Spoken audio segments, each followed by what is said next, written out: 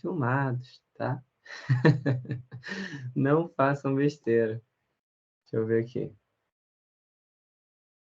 Ó, você iniciou a gravação. Pessoal, então vamos lá, bom dia, boa tarde, boa noite. Não sei que horas vocês vão assistir essa aula ou reassistir, sejam bem-vindos. Começando aí a aula 2 do intensivo de biologia, né, para Enem e para UERJ. Essa aula também está muito interessante. Na última aula, na aula 1 a gente falou sobre bioquímica e citologia, dois assuntos extremamente importantes para o Enem, principalmente, né? Porque a gente olha as questões anteriores, tem muita coisa de citologia, coisas falando sobre respiração celular, fotossíntese, fermentação, aí questões envolvendo o núcleo celular, tá? Esse material aqui do slide está muito parecido com o da aula passada. Eu utilizo principalmente imagens, gente, justamente para ganhar tempo na produção, tá? E também facilitar a compreensão de alguns determinados assuntos, né? Ainda mais quando a gente fala de célula do corpo humano. Bom, começando aí por fisiologia humana, tá? Sistema nervoso, endócrino, aí a gente vai ver os tópicos que já foram vistos em sala, né? Digestório, respiratório, cardiovascular, urinário, e eu também coloquei os sistemas genitais, que é um assunto quente para a UERJ, tá? A UERJ também adora perguntar questões hormonais. O Enem também, algumas provas anteriores têm questões sobre isso. Detalhe, ao longo da aula vocês façam as perguntas, pelo amor de Deus, para não ficar aqui falando sozinho. Né? Quem está assistindo a aula gravada, infelizmente, não tem como fazer isso, mas talvez, com a dúvida dos colegas, consiga também tirar suas próprias dúvidas. Tá? E aí, a gente... um ponto aqui rapidinho, que eu esqueci de falar no slide anterior, peço perdão. Em algumas turmas foi questionada essa questão do sistema nervoso, que vocês não tiveram esse conteúdo, e eu já estou abrindo a aula com esse tema, tá? Que é um tema que, gente, geralmente não cai com a frequência muito grande, tá? Das últimas 10 provas que eu analisei, eu só vi 3 questões de sistema nervoso, tá? E mesmo assim eram questões que eram interdisciplinares, né? Então, vamos lá. Conceito de homeostase. Cara, esse conceito que você que tá... Separa aí teu caderno, tua folhinha de ofício, sei lá onde é que você está escrevendo, no iPad, vai que, né? Pô, meu sonho, cara, ganhar de aniversário esse ano no iPad, queria muito.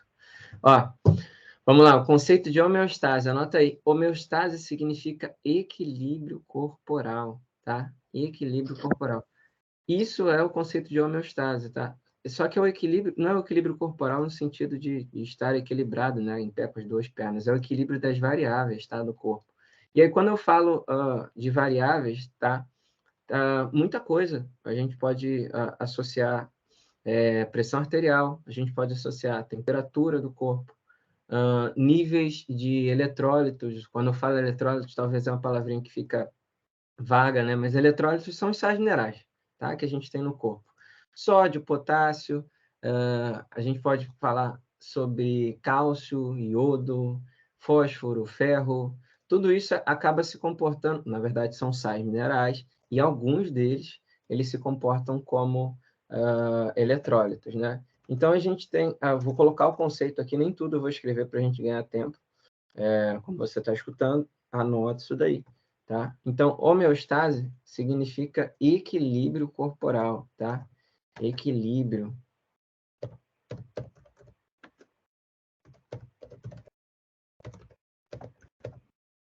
É o equilíbrio das variáveis, né?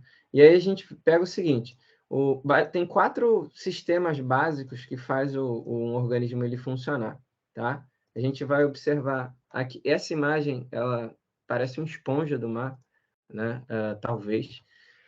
Só que não é uma esponja do mar, é um modelo só para a gente entender o que realmente é o que a fisiologia ela estuda. Então, tudo, gente, basicamente começa com o alimento. Tudo começa com o alimento. Por quê?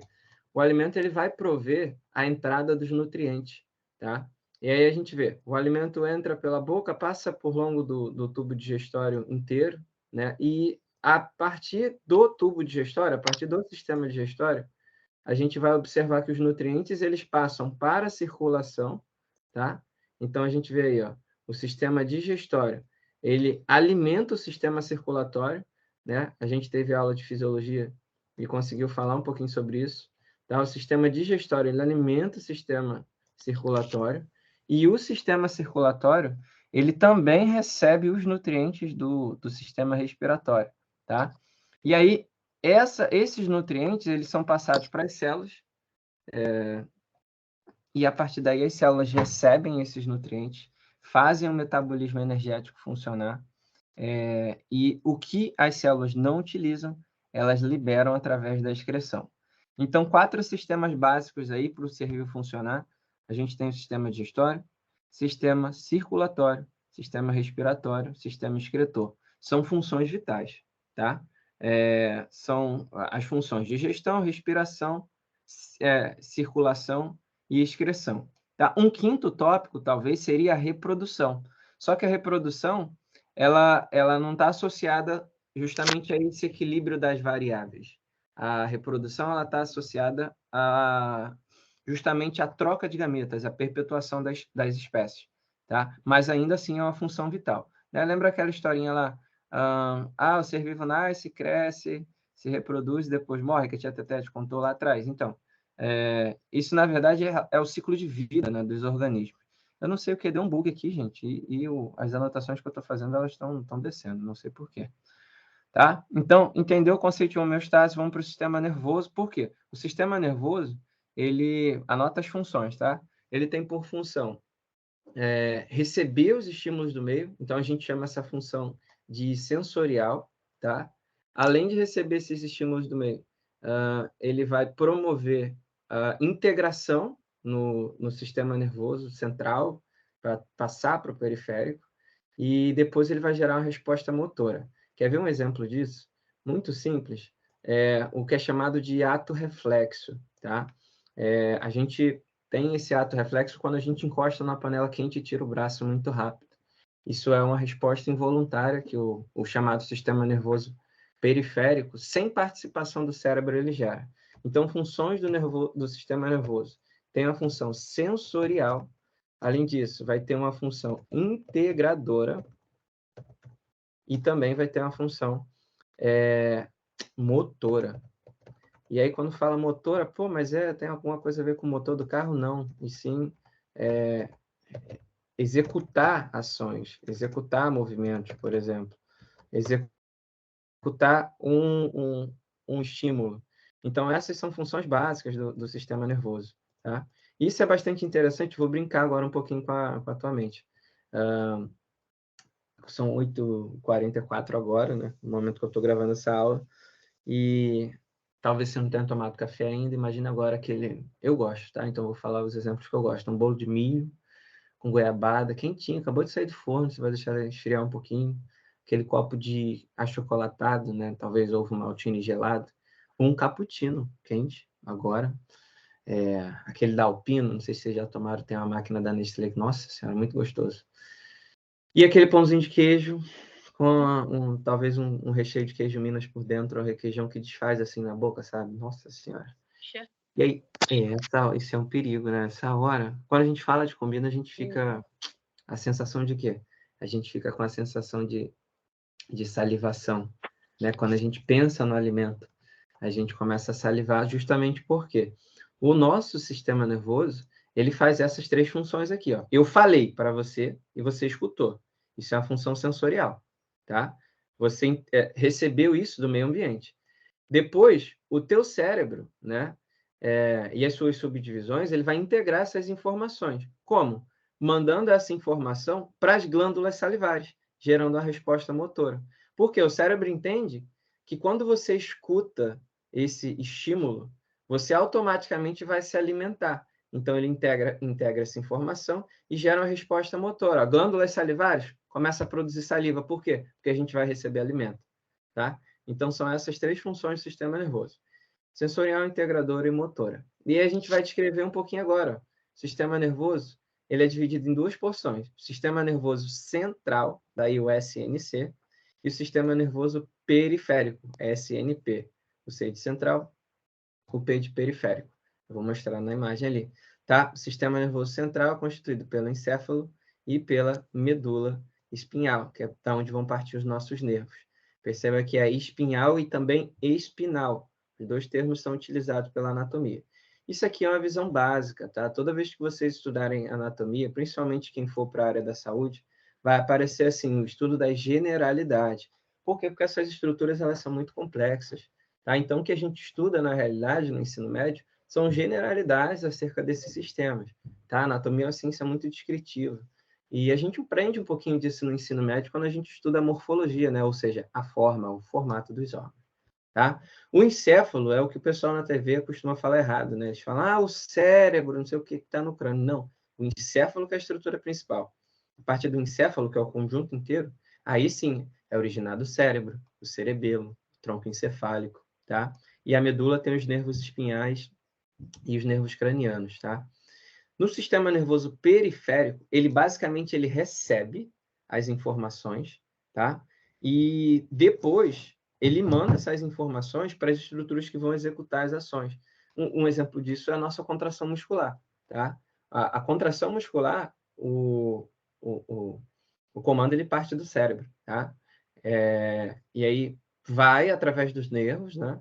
E através desses nervos, ele chega na parte do músculo que é chamada de junção neuromuscular, tá? E aí a contração muscular ela acontece. O contrário também é verdadeiro. Quando o mosquito ele pousa na nossa pele, a gente tem receptores na pele, e esses receptores enviam essa informação sensorial para o nosso cérebro. Né? Quando a gente, por exemplo, se fura, sei lá, uma agulha, um prego, a gente tem a resposta desse ato partindo do sistema nervoso periférico e indo para o sistema nervoso central. Vamos ver isso na imagem. Só que antes de falar dessa divisão, a gente tem que entender o neurônio. Aqui está o neurônio, tá? Essa célula aqui é o neurônio. Aí a gente vê o corpo celular. Esse corpo celular, ele recebe uma informação de uma célula, de uma estrutura chamada de dendrito, depois passa para o corpo celular, tá? Imagina que o dendrito são uns fiozinhos que alimenta essa porção central aqui, que é o citoplasma da célula nervosa, tá? Depois passa por um fio, né? Esse fio é chamado de axônio. Perceba que o axônio ele é envolto por uma camada gordurosa, tá? Tá vendo? É como se fosse um fio, literalmente, ó, toda essa porção que é chamada de bainha de mielina, e a partir da bainha de mielina forma-se as terminações do axônio, e é o local onde ocorre a comunicação entre dois neurônios. Tá? Então, aqui a gente tem 5 estruturas principais do neurônio. O que a gente chama de impulso nervoso, que é o que a gente produz para as células nervosas se comunicarem. Ele chega através do dendrito, passa pelo corpo celular, que é o local que vai. O dendrito recebe o impulso nervoso, o corpo celular ele processa esse impulso nervoso, o axônio vai conduzir esse impulso nervoso no sentido do terminal, tá? Do terminal de axônio. E é a partir daqui que vão se ocorrer as sinapses, tá? Que é o que eu estou descrevendo aqui na imagem da direita. Essas sinapses, gente, elas são regiões microscópicas, tá? E aí, numa sinapse, que fica na terminação do axônio, tá? O número 5 aqui no esqueminha que eu te mostrei, perceba que tem vesículas. Vesícula é uma estrutura que secreta, tá? Dentro das células. E essa vesícula, tá vendo? Ela libera várias substâncias que são chamadas de neurotransmissores. Aí a gente fala da serotonina, fala da dopamina, tá? Fala da acetilcolina. São substâncias, são moléculas chamadas de neurotransmissores. E esses neurotransmissores, eles fazem a chamada comunicação neural, tá? E aí a gente fala sobre, por exemplo, anestésicos. Quando a gente pensa no anestésico, a gente sente aquela sensação de dormência. Por quê? Porque as células nervosas elas são chamados de canais de permeabilidade. Tá? Esses canais eles permitem a comunicação de um neurônio com o outro. E aí, quando a gente toma um anestésico, as substâncias que tem no anestésico bloqueia justamente essa comunicação aqui, ó, que é chamada de sinapse. Tá? Então, aqui talvez um sexto item para a gente, talvez não, com certeza, um sexto item para a gente anotar seriam as sinapses. Tá? O que é uma sinapse? É uma região de comunicação entre dois neurônios, tá? Nesse caso aqui, uma sinapse química, beleza? Sinapse química é o que está acontecendo aqui nessa imagem, tá? E aí, quando a gente toma os anestésicos, justamente acontece isso, tá? Bom, basicamente é isso que a gente tem que saber sobre a estrutura do neurônio, né? Para depois a gente entender um pouquinho sobre a fisiologia do sistema nervoso, tá? Então, voltando à anatomia. Lembrando que o sistema nervoso se divide em sistema nervoso central. Aí o sistema nervoso central, que é o SNC, que eu tinha falado, ele se divide na sua porção do encéfalo e na medula espinal, tá? Então, são duas estruturas principais. A partir do encéfalo, ó, a gente tem o cérebro, que é a porção maior, tá? O cerebelo e o tronco encefálico, tá? Tem uma estrutura aqui, ó, que é o cerebelo. Basicamente, eu vou resumir aqui. O cérebro ele tem por função de integrar todas as informações, tá? E gerar respostas motoras. O cerebelo ele vai ter por função de gerar o controle do nosso equilíbrio, tá? O fato de estar em pé, isso aí é o cerebelo que faz. Além disso, ele vai estar relacionado com outras funções motoras no organismo. Tanto é que quem tem, por exemplo, câncer no cerebelo perde a capacidade de se equilibrar. E o tronco encefálico, nessa regiãozinha aqui, ó, tem uma estrutura chamada de bulbo, tá? E esse bulbo aqui, ele que vai controlar a nossa respiração, tá? Numa aula de sistema respiratório, você escuta falar sobre isso. O bulbo, ele é responsável pelo controle da respiração, mas ele também tem outras funções, como ajudar no controle da digestão e também da circulação sistêmica no geral, tá? Então, abreviando aqui, o sistema nervoso central é dividido em encéfalo e medula, tá? O encéfalo é dividido em cérebro, cerebelo e tronco encefálico, tá? No tronco encefálico a gente tem o bulbo, que é responsável pelo controle da respiração, beleza? Com essa mesma imagem a gente consegue falar sobre o sistema nervoso periférico também. Por quê? O sistema nervoso periférico, na verdade, é constituído pelos nervos que partem do crânio e também pelos nervos que partem na medula. Aí está aqui a quantidade, vocês não precisam memorizar isso, vocês ainda não estão na faculdade, tá? São 12 pares de nervos cranianos e 31 pares de nervos espinais. Alex, lesionou a medula, que está aqui, ó, dentro da coluna vertebral. Vou passar a linha aqui, ó. Lesionou a medula na altura da lombar, tá? Mais ou menos na parte de trás da nossa barriga, na altura do umbigo. Cara, paraplegia, tá? O indivíduo perde os movimentos da cintura para baixo. Muito comum em acidente de trânsito. Torceu o pescoço demais, trincou uma vértebra e também trincou a medula. Na altura das cervicais, que fica no nosso pescoço, aí é tetraplegia. O indivíduo fica tetraplégico, tá? Beleza? Bom, então, organização do sistema nervoso periférico, organização anatômica, né? É dividido em nervos nervos cranianos e raquidianos, né? Que são os nervos da medula. Tem uma outra estrutura que aparece, que são os gânglios, tá? O que são esses gânglios no sistema nervoso periférico? São massas de neurônios que eles vão ficar localizados principalmente aqui, ó, na nossa medula. Estou colocando aqui em vermelhinho. Um gânglio, ele é capaz de enviar uma informação para o músculo ou receber essa informação do músculo, tá? E aí, esses gânglios, na verdade, eles ajudam, digamos que algumas estruturas a serem independentes, tá? Sem necessariamente o cérebro ele ter que mandar informação, tá? E aí, essa próxima imagem aqui, ela fala sobre a divisão funcional do nosso sistema nervoso, tá? O que é funcional, gente? É relacionado à função, tá? Então, aqui, a gente tem uma região do nosso sistema nervoso que ela é chamada de sistema nervoso autônomo, tá? Olha o nome, sistema nervoso autônomo. Vou anotar aqui, tá? Sistema nervoso autônomo. Se ele é o sistema nervoso autônomo, a palavra autônomo não quer dizer independência, né? Auto si mesmo. O que vai acontecer? Ele vai se controlar. Na verdade, ele vai controlar, né? É o sistema nervoso autônomo. Ele vai controlar todas as outras funções sem você precisar comandar. Quer ver?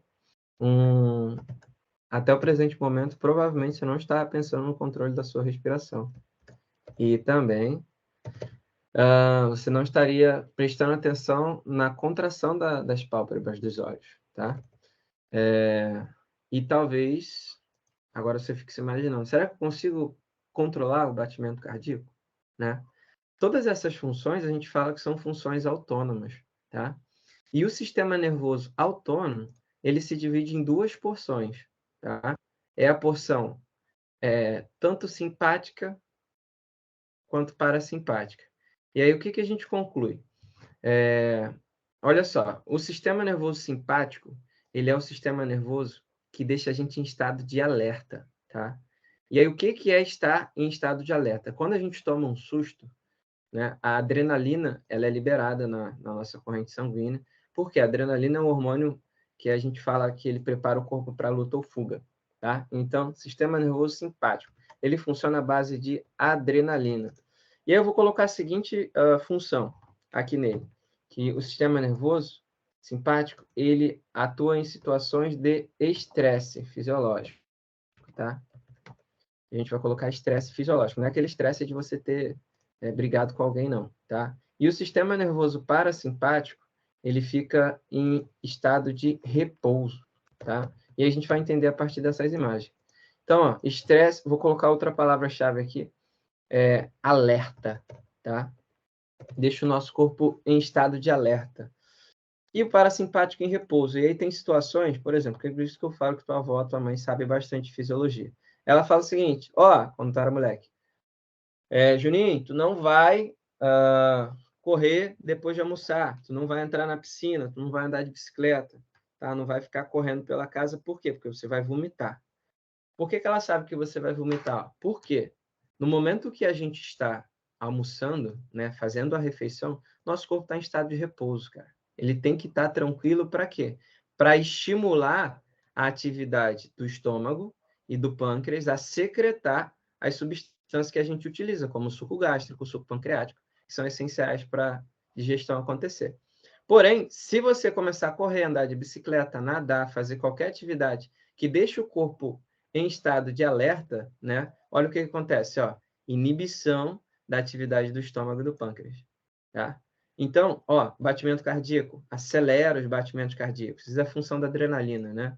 Dilatação pupilar, o nosso corpo fica em estado de alerta. Quem faz isso aqui? É a adrenalina, tá? A adrenalina que tem esse papel, a adrenalina, ela que faz isso, tá bom?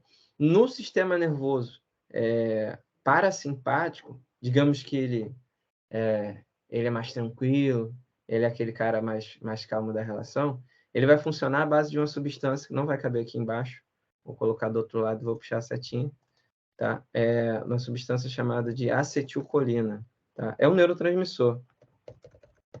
E essa substância aqui deixa o neurônio na maior good vibes, tá? Ele deixa o sistema nervoso parasimpático tranquilão. Então, isso não é correto a gente falar, mas dá para a gente entender, talvez de forma didática. A adrenalina ela ativa algumas rotas e a acetilcolina ela é inativa. Só que às vezes pode ser o contrário, tá? Por exemplo, ainda falando sobre atividade digestória, perdão, digestória. A adrenalina ela inibe a salivação, né? No sistema nervoso simpático. No sistema nervoso parasimpático, ela estimula a salivação. Ó, para a gente dormir, a gente precisa estar com o sistema nervoso em estado de repouso, tá? Se você estiver estressado, não vai conseguir dormir, a não ser que utilize alguma medicação, tá? Se o corpo estiver em estado de alerta, você não dorme. Por quê? Porque está cheio de adrenalina, acelerando o batimento cardíaco, tentando dilatar a pupila. Várias rotas estão bloqueadas justamente por causa disso, porque a adrenalina está circulando e o nosso corpo preparado para lutar ou correr, tá bom? Bom, basicamente, esses tópicos são essenciais quando a gente fala sobre o sistema nervoso. Então, a gente falou sobre o neurônio, a gente viu a anatomia do sistema nervoso, que é dividido em sistema nervoso central e periférico. Falamos sobre os nervos e os gânglios que são espalhados pelo corpo. E falamos sobre a divisão funcional do sistema nervoso, que é chamada de sistema nervoso autônomo, e como que a porção simpática e parasimpática ela controla algumas funções do nosso organismo, tá bom? Se tiver alguma pergunta, me para agora para a gente discutir, tá? Então, olha aqui, ó, pode-se citar que o principal sistema responsável pela manutenção da temperatura corporal humana é o sistema... Aí vamos ler o texto, né? Para que todos os órgãos do corpo humano funcionem em boas condições, é necessário que a temperatura do corpo fique sempre entre 36 e 37 graus.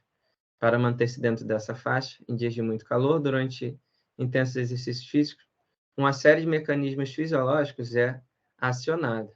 Então, ele está explicando como que a gente regula e mantém essa temperatura corporal, né? Olha aí o conceito de homeostase aparecendo novamente, né? O equilíbrio constante. Lembrando que nós somos animais homeotérmicos, assim como as aves. Nossa temperatura corporal é constante nessa faixa aqui. Por quê? Nós temos uma camada de gordura subcutânea e o nosso metabolismo ele não altera em função do meio. Tá? Nossa temperatura é constante por causa disso. Uma camada de gordura sobre a pele e uma taxa metabólica que tende a ser constante. Tá? E aí, agora vai chegar a hora, né, que vocês ligam o áudio. E eu vou ficar aguardando, porque eu não vou ficar falando sozinho, né? A gente está numa live. E aí, quais das alternativas vocês marcam? Pelo amor de Jesus aí, ó. Fala pra Letra mim. C.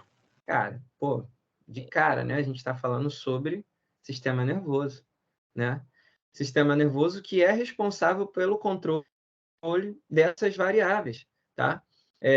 O que está relacionado à temperatura aqui justamente seria o sistema nervoso, ó, promove a sudorese, que permite perda de calor por meio da evaporação da água, né? Essa é uma das funções da nossa pele, né? Auxiliar na sudorese. O que é a sudorese? Quando o pessoal fala, eu suo, meu Deus, né?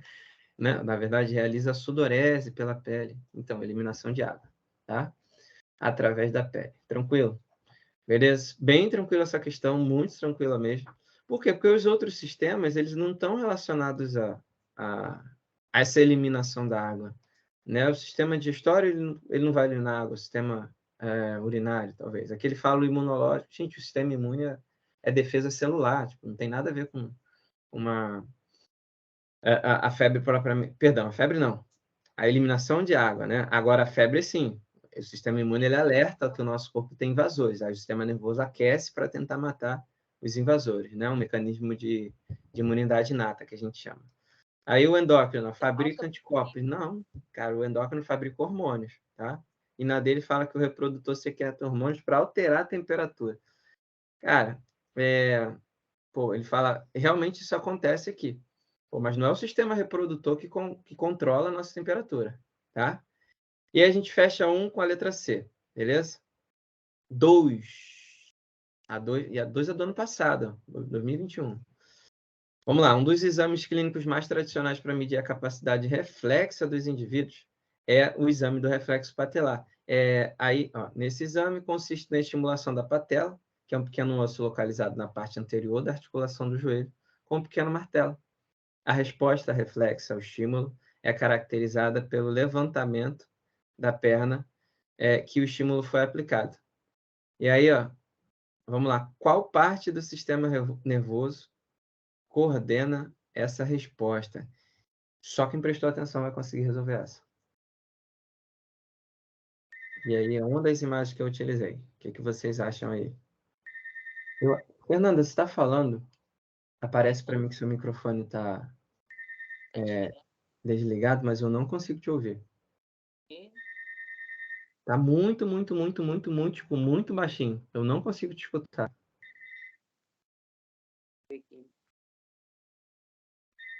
Tá melhor? Tá, deu uma melhoradinha.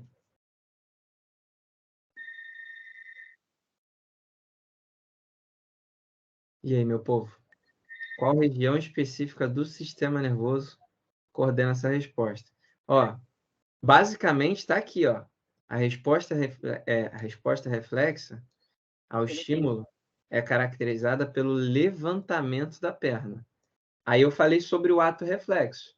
Lembra que eu falei sobre o ato reflexo? O que é o ato reflexo? Reflexo, eu vou encostar na panela quente, vou tirar o braço rapidamente da panela. E essa resposta, ela é voluntária? Isso pode me responder, vai. É uma resposta voluntária? Sim ou não? Involuntária? Isso, perfeito. É uma resposta involuntária, João. Por se tratar de uma resposta involuntária e rápida, é você que controla? Não. Não. Então, se não é a gente que controla, eu já posso eliminar uma alternativa aqui. Qual que eu eliminaria?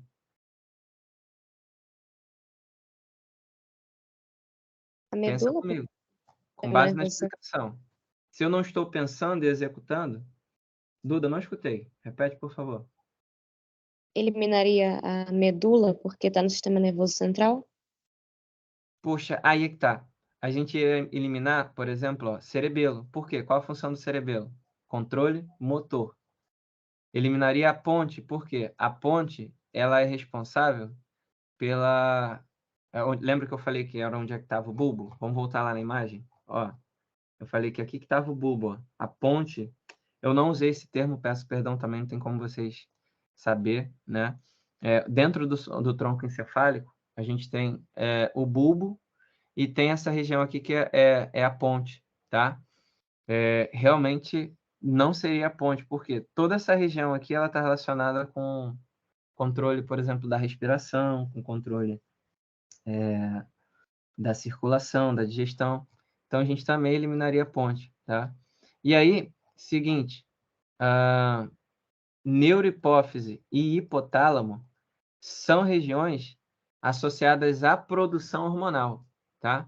O hipotálamo ele é muito estudado pelos psicólogos, tá? Que as nossas emoções são processadas aqui dentro. E ele também produz hormônios, e a neurohipófise é uma glândula que também produz hormônios, tá? Eu já vou falar dessas glândulas agora no sistema endócrino. E aí só nos restaria letra B. A medula, gente, que faz isso. Lembra que eu falei nessa imagem aqui, ó? Eu falei, ó, tem uma série de gânglios que são células, são neurônios, que eles ficam dentro da medula e eles trabalham sozinhos, tá? Eles não precisam do cérebro diretamente para gerar respostas motoras. Então, quando a gente tira o braço da panela quente, tá? A gente não pensa nisso. Isso é uma resposta medular, tá? Por que que é uma resposta medular? Porque a medula, ela tem neurônios que trabalham de forma independente do sistema nervoso central, tá bom? Por isso que eu falo, sistema nervoso ele é complexo? É complexo? Sim, tá? E a gente tem que montar esse quebra-cabeça, né? Minha sugestão é, estude o sistema nervoso assim, você monta um mapa mental lá do sistema nervoso, e aí você primeiro vai estudar o sistema nervoso, a sua porção central, aí você vai ver quais são as funções do cérebro, do cerebelo, da ponte, do bulbo, tá? Todo o encéfalo inteiro, depois da medula, e aí você vai estudar o sistema nervoso periférico, tá? Estuda primeiro o central, depois o periférico, aí você vai ver que as funções desempenhadas pelo periférico, às vezes nem tem participação direta do central. Um exemplo disso é o ato reflexo que eu acabei de escrever para vocês, tá? Beleza? Tranquilo? Então, gabarito aí da 2, letra B, tá? Show de bola. Dúvidas? Posso seguir? Pode seguir. Então vamos lá. Qualquer dúvida, me pergunte aí, tá? E aí, para finalizar aqui, uma questão da UERJ de 2016, sistema nervoso. Em situações de perigo, o sistema nervoso autônomo, a gente estudou o sistema nervoso autônomo aqui, ó. Simpático, aí, ó, já deu a cola, tá? Sistema nervoso autônomo simpático. A gente já produz uma série de alterações fisiológicas importantes para o corpo humano. Essa resposta do organismo é chamada de reação de luta ou fuga e provoca a liberação de adrenalina na corrente sanguínea. A liberação desse hormônio resulta na redução, aí ó, redução do seguinte processo vital. Pô, essa dá para fazer, gente. Só que, mais uma vez, como eu estou falando, talvez não dá tempo de você anotar e associar. Então, se você tiver perdido, fala assim, Alex, volta lá naquela imagem. E eu acho que eu fechei sem querer. Eu iria de letra D. Eu iria. Então, já teve D, já teve C, a gente fechou aqui sem querer. Espera aí. Só um instantinho que eu vou abrir o treco de novo. Cliquei sem querer, meu computador já não está ajudando muito. Teve gente que marcou C, teve gente que marcou D.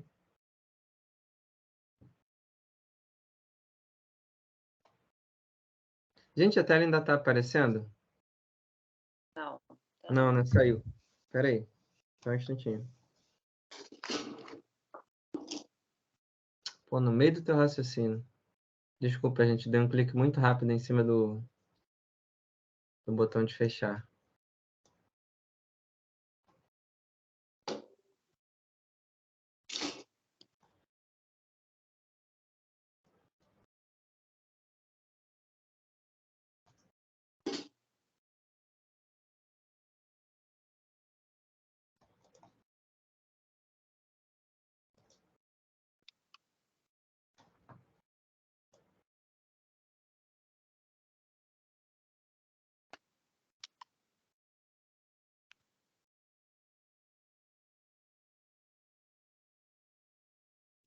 Pessoal, enquanto eu estou abrindo aqui, vocês têm alguma pergunta, alguma dúvida?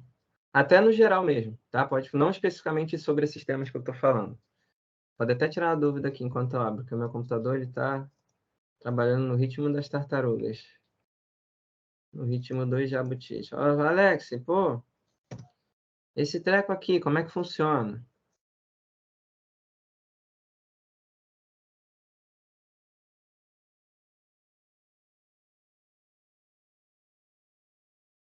Faz uma pergunta aí. Ah, porque eu estou usando o áudio. Professor, Oi, deixa eu ver quem está falando comigo. Calma, quem é que o está falando? senhor falou um exemplo sobre o mosquito. Aí eu fiquei pensando, tipo, qualquer coisa que toque o nosso corpo emite um sinal. Sim, tá?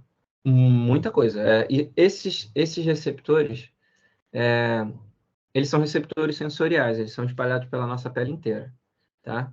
É, o sistema nervoso, o que dá essa propriedade sensorial é justamente os neurônios que eles estão espalhados pelos órgãos no geral, tá? Então a gente tem e tem receptor para tudo, tá, João Paulo? Tem receptor na pele, que são receptores para o tato, tem receptores de pressão no sangue, que eles são chamados de barorreceptores. A gente também tem na circulação geral quimiorreceptores, que eles monitoram o pH do sangue, tá? Tem receptor justamente para tudo.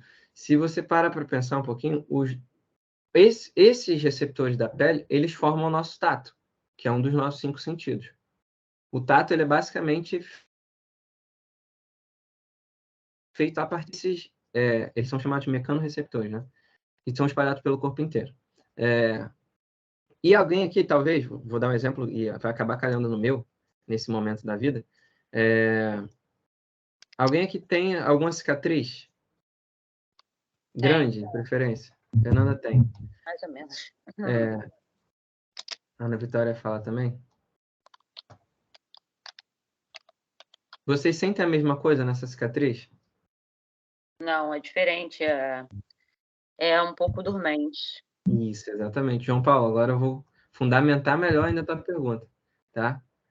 Quando a gente faz uma cicatriz decorrente de um trauma, exemplo, acidente, um corte feito com a faca, por exemplo, ou simplesmente algum objeto que corta, né, um vidro, sei lá. Essa região que cicatrizou não volta com a mesma sensibilidade. Alguém saberia explicar o porquê? Antes de eu explicar, claro. Deduz aí.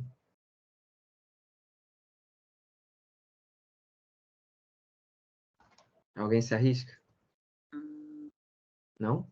Então, quando a gente tem uma cicatriz, o que volta a se formar nesse lugar que foi lesionado não são as células que viviam lá, são fibras, tá?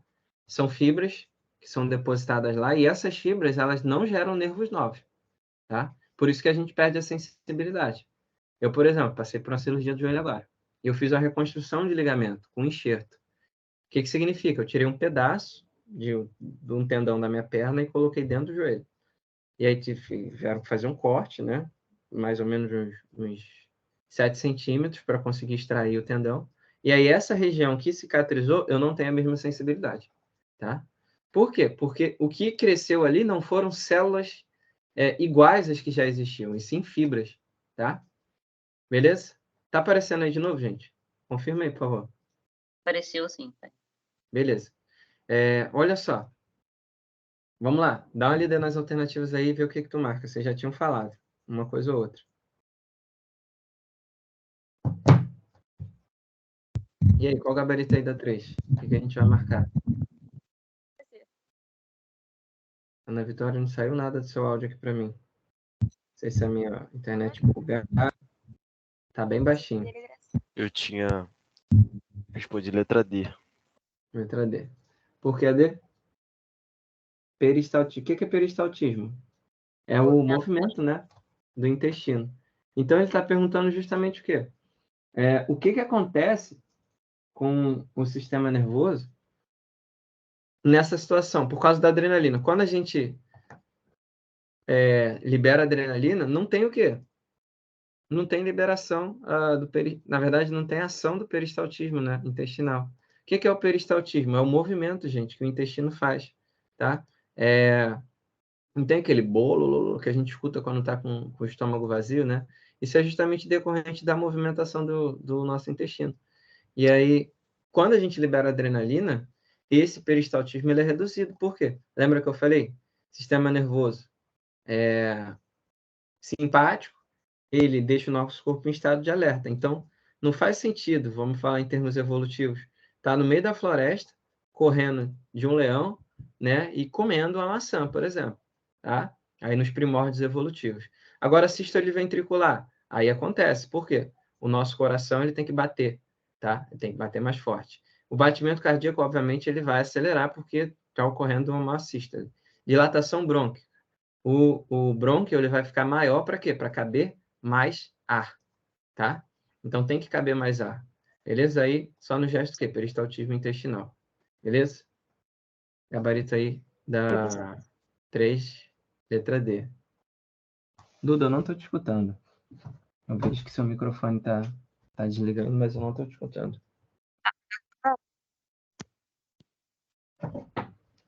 Gente, é só para mim que tá dando esse bug ou é geral? Também não tô escutando, não. Eu tô escutando bem. Eu também tô conseguindo escutar bem. Então a internet, gente. Realmente a conexão, tá? Realmente a conexão. Beleza? Vamos lá, vamos seguir. Alguma dúvida sobre o sistema nervoso? Sim ou não? Não. Sim. Oi? Eu escutei um sim. Sim. Qual é a dúvida? Fala para mim. Tem como liberar adrenalina além de funções, tipo, além das ações? Por exemplo, você utilizando o seu cérebro com algo que você esteja parado, mas está usando o cérebro, você libera adrenalina? Sim. Situações estressantes fazem isso com a gente, tá? Isso é muito comum nas discussões. Vocês já ouviram falar que as pessoas agem por impulso. Isso faz parte da nossa natureza. E essa liberação de adrenalina em excesso é chamado de pool, né? É uma concentração muito grande. Então, tem esse pool de adrenalina dentro do nosso organismo, aí a gente acaba perdendo o controle de algumas reações. A gente fica mais agressivo, a gente fica mais bruto, fica mais ignorante, né? Por quê? O corpo ele fica balançado, por conta desse excesso de adrenalina que é liberado. E foi muito bom você ter perguntado isso. Caramba, eu lembrei de um seminário que eu já apresentei, que é sobre... dá uma pesquisadinha nessa doença, foi a Duda, né, que perguntou.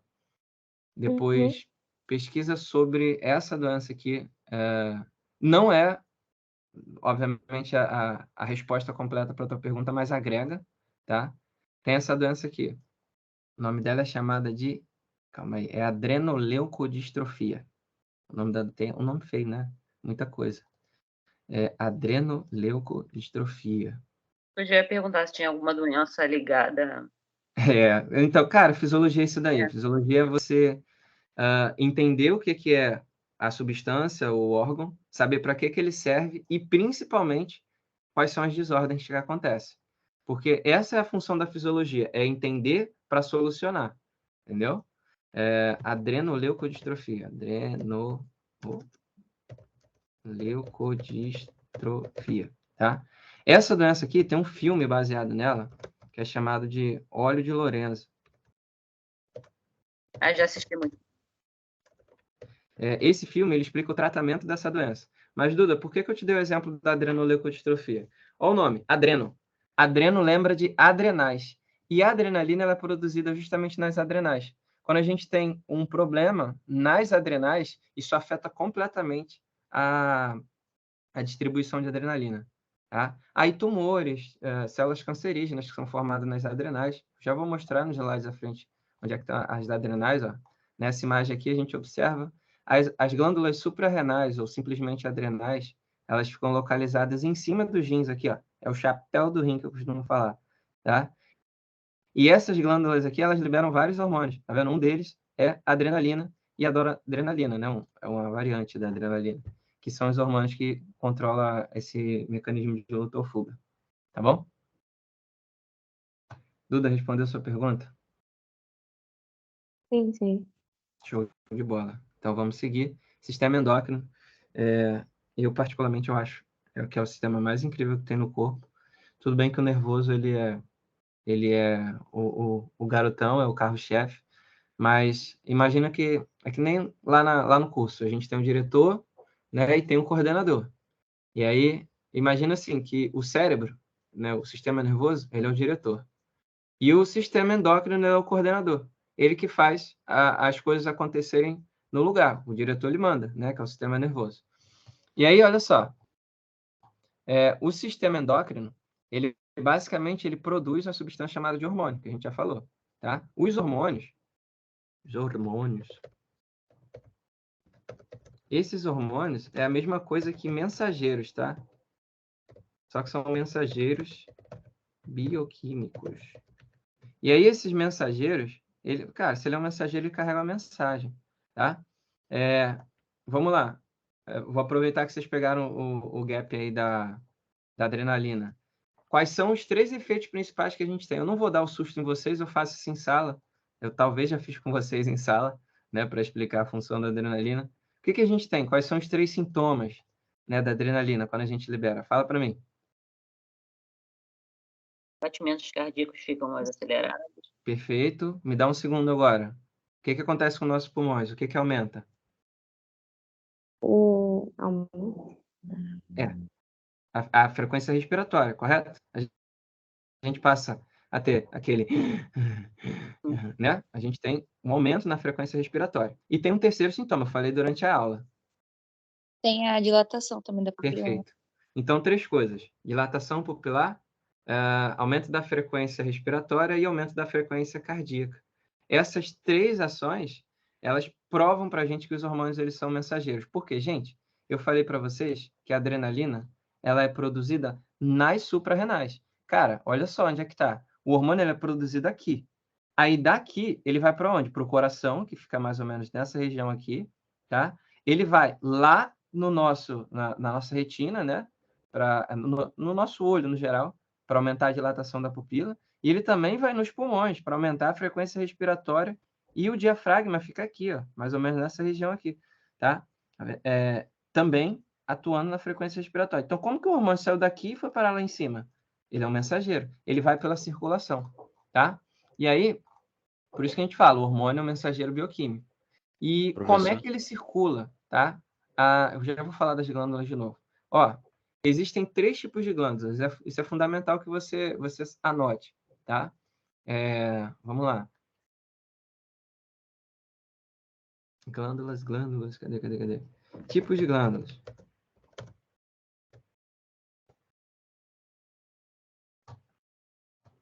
Essas glândulas...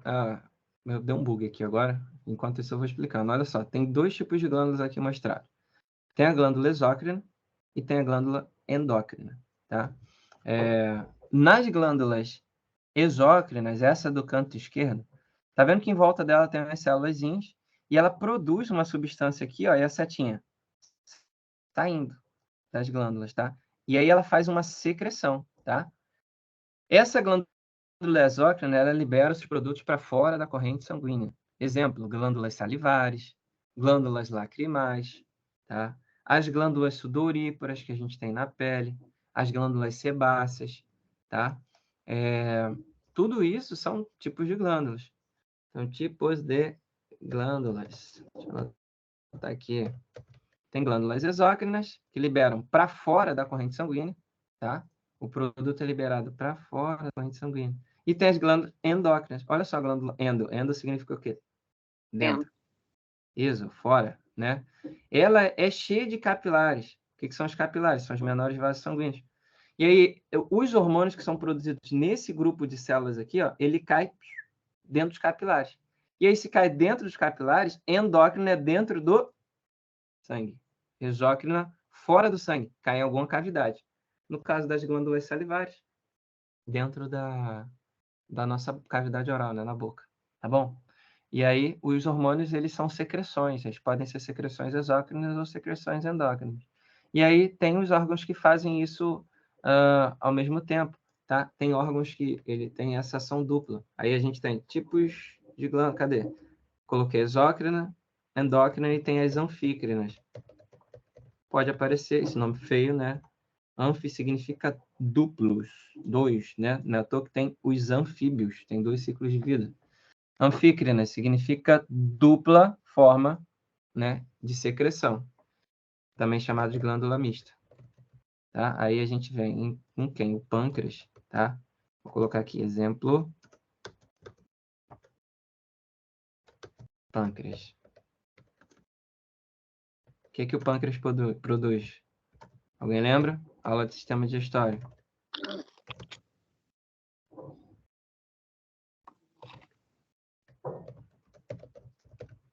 Nada? Pâncreas produz suco pancreático. Testículo. Também a glândula mista. Ovário, mesma coisa. Meninas têm, meninos têm. Tá? Pâncreas libera o suco pancreático, mas ao mesmo tempo tem ação hormonal. Libera insulina e glucagon, que são os hormônios da glicose, né? Para regular a glicemia. Testículo, mesma coisa. Produz espermatozoide, mas também produz a testosterona, que é responsável pelas características secundárias no indivíduo adulto, né? E os ovários, mesma coisa. Produz o ovócito 2, que é a célula que vai ser fecundada pelo espermatozoide, e também produz a progesterona, que é o hormônio da menstruação, e o estradiol, né, que é um tipo de estrogênio que ajuda no processo de ovulação, tá? Então, tá aí, ó, glândulas mistas. Então, pô, Alex, nossos testículos e ovários são glândulas? Sim, são glândulas mistas. Eles liberam tanto secreções exócrinas quanto endócrinas, tá? São os 3 exemplos principais. Beleza? Aí a gente entendeu os tipos de glândulas. E aí vai para as glândulas do sistema endócrino, tá? Aqui eu coloquei várias, tem vários exemplos aqui. Porém, a gente precisa saber, de verdade mesmo, o que cai muito em prova. São 3 principais aqui, que eu vou dar foco, que é a tireoide, o pâncreas e as glândulas que são chamadas de gônadas, tá? Que é testículo e ovário. Gente, esses 3 caem a balde. Mas o Enem também gosta de falar muito da tireoide. Você viu que teve uma questão da UERJ que a gente falou que citou não as suprarrenais, mas citou a adrenalina, né? Beleza? Então vamos falar sobre as funções de cada um aqui. Deixa eu apagar isso daqui. Ó, nessa imagem aí, quando você estiver estudando o assunto, qual é a lógica que eu memorizo assim, ó? Eu gosto de memorizar as coisas por número e ordem. Não sei se vai ser o que vai se adequar, tá? Tudo começa no hipotálamo, no cérebro, e aí a gente tem uma glândula chamada de hipófise, que controla todas as outras demais glândulas, tá? Tem uma glândula chamada de pineal, essa pineal aqui é muito interessante, ela produz um hormônio chamado de melatonina, tá? Que é o hormônio que ajuda a gente a dormir. A melatonina, ela regula o que é chamado de ciclo circadiano, tá? E esse ciclo circadiano, ele ajuda justamente no nosso reloginho biológico, o horário de acordar, o horário de dormir. Tem muitos estudos atuais que falam que a utilização dos smartphones, né, com o advento da tecnologia, acabou interferindo nesse ciclo da pineal em produzir melatonina, porque algumas formas de luz que a gente entra em contato no celular ou no notebook, como no caso que eu estou aqui, e a gente tem o hábito de estudar antes de dormir, né, quando a gente começa a estudar para concurso, isso atrapalha o sono, tá? Pelo amor de Deus, não estou falando que não é para você estudar antes de dormir, tá? Estou falando que tem estudos que mostraram que isso acontece em algumas pessoas. Eu, por exemplo, não tenho problema nenhum com isso. Para mim, é um dos melhores remédios para dormir, ler. Se eu começar a ler, horáriozinho 10, 11 horas da noite, eu começo a ter sono e durmo, que é uma maravilha. Ainda sonho com a matéria. Olha só que coisa linda, não precisa nem estudar no outro dia, tá? Vamos falar das 3 glândulas aqui principais. Tireoide. Tireoide produz 3 hormônios. O T3 e o T4 e a calcitonina, tá? T3 e T4, eles são hormônios que regulam o que é chamado de metabolismo basal. O que é isso? O que é isso? E aí o povo da Alex, faz a dieta para mim. Quando descobre que eu tô na nutrição também, eu quero fazer dieta. Aí eu vou te botar na balança, tá? Aí a balança vai fazer um exame que é chamado de bioimpedância. E aí, a partir dessa bioimpedância, vai tirar o chamado metabolismo basal. O que é esse metabolismo basal? É a quantidade básica de energia que a gente gasta durante o dia. Um ser humano normal, né? Um ser humano adulto, tá? Segundo a OMS, a faixa média de consumo de calorias é 2.000 quilocalorias por dia, tá? E aí, isso aqui é o nosso metabolismo basal. Teoricamente, a gente precisa dessa quantidade de energia para manter o nosso corpo funcionando. Quem faz isso? Os hormônios que são chamados de tiroxinas, né? Tem uma tiroxina, na verdade. Tem o T3 e o T4, os hormônios da tireoide, esse aqui que eu circulei. Esses hormônios, eles são à base de iodo. Lembra lá do sal mineral? Iodo. Ele que vai ajudar a formar esses hormônios da tireoide, tá? Que é o T3 e o T4, tá bom? Esses hormônios que ajudam o nosso organismo a funcionar. Além do T3 e T4, tem a calcitonina, que a tireoide produz. Qual a função dessa calcitonina, tá? A calcitonina, ela vai trabalhar junto com o glucagon. Eita, falei besteira, perdão. Junto com o paratormônio, tá vendo aqui, ó? Dentro da tireoide, vou dar um zoom, vai expandir agora aí, ó. Dentro da tireoide tem essas 4 bolinhas aqui, para que a imagem vai estabilizar. Ó, tá vendo? Tem 1, 2, 3, 4 bolinhas. Essas bolinhas, elas são chamadas de paratireoide. E dentro das paratireoides é produzido um hormônio que é chamado de PTH. Esse PTH é a sigla para o paratormônio e ele vai ajudar na regulação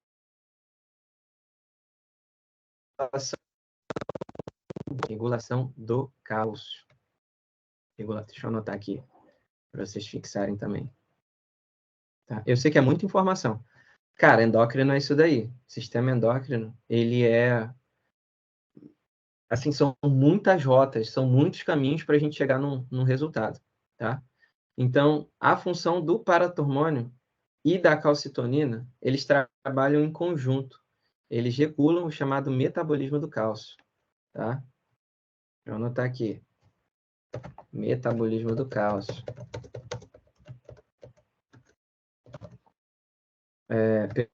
Calcitonina.